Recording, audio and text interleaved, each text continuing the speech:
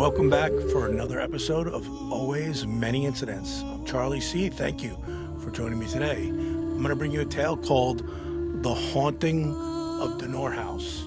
It's a true story brought to me by my grandmother, Finola McGinnis. Donore House, or Donore Manor as many called it, was my paternal grandmother's home in County Down, just outside Belfast, Ireland. Her father, my great grandfather, Edward McGinnis, was a large, serious man, the head schoolmaster, which was pretty much as prestigious a job as you could come by in turn of the century Ireland. And as was befitting a position of that magnitude, the ancestral home, the Donore Manor, was a huge, sprawling estate with gardens and hunting woods and fields on the exterior, and with winding halls and dark cellars and secret places to hide under the stairs and in the corners of the attic in the interior. I had heard tales of the hauntings that occurred, and they frightened me greatly as a child listening to them, usually on a Christmas Eve by the fire in Jackson Heights, Queens. Christmas Eve was when traditionally Irish and Celtic families would share ghost stories. And that night, as I waited elves to enter my New York home delivering gifts under my tree, I would toss and turn, not with visions of sugar plums, but with what was shared around the fire that evening. How at Donore Manor, footsteps would dance around the house in the deep of the night.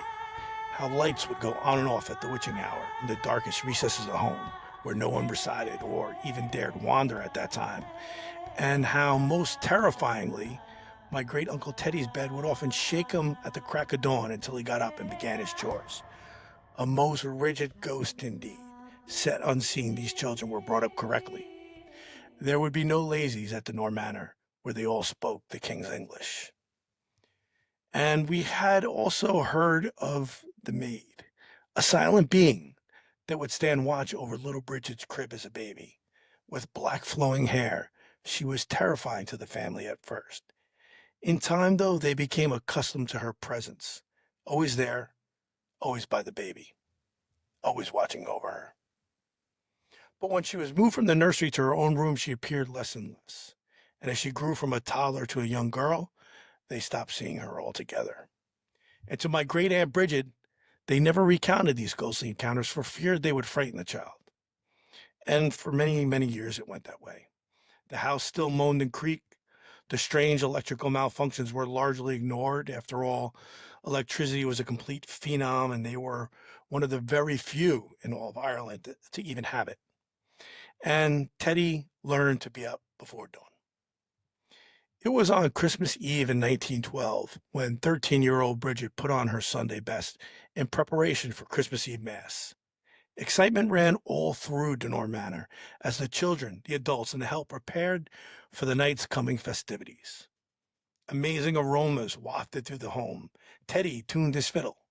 My red-haired grandmother Finola and my great-aunt Kathleen marched through the home singing carols, reciting poems, and causing shenanigans, as they would for the rest of their lives, together in Queens, New York, across the great sea, an unfathomable thought at the time. It was Bridget, though, who would take a most different path. And it was then, in the midst of all the excitement, that they heard the scream. They heard the crash. It was upstairs. They looked around at each other. Bridget. When they got to Bridget's side, she was unconscious, sprawled across the children's bathroom floor. Blood trickled down her forehead. She had hit the side of her head on the corner of the sink. The help carried her down to the main parlor and laid her on the sofa.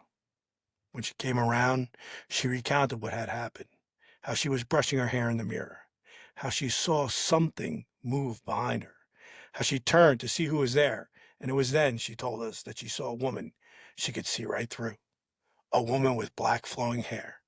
A woman in a maid's outfit. That was the last thing she remembered.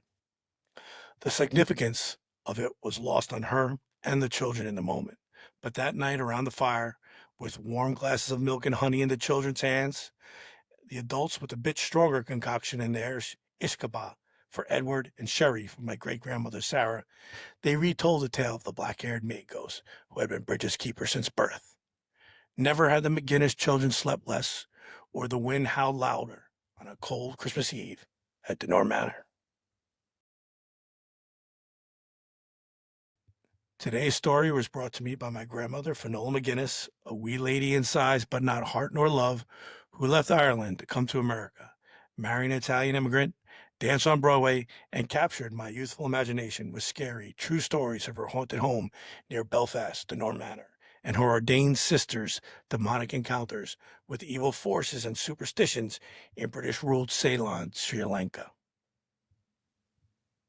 From the ashes of 9/11 to the haunted ruins of an Irish manor, always many incidents is a gathering of tales, some true, some twisted, all unforgettable.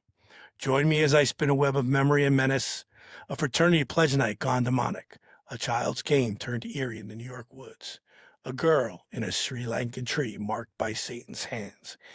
Here, dawn whispers through electric blue screens, turning a meds and kombucha life into a paranoid spiral of betrayal and blood. And there, we visit the summer of Sam, where a Queens boy's reckoning reaches its zenith in a sleepy, rural Virginia town. I'm Charlie C. Thank you for joining me today on Always Many Incidents.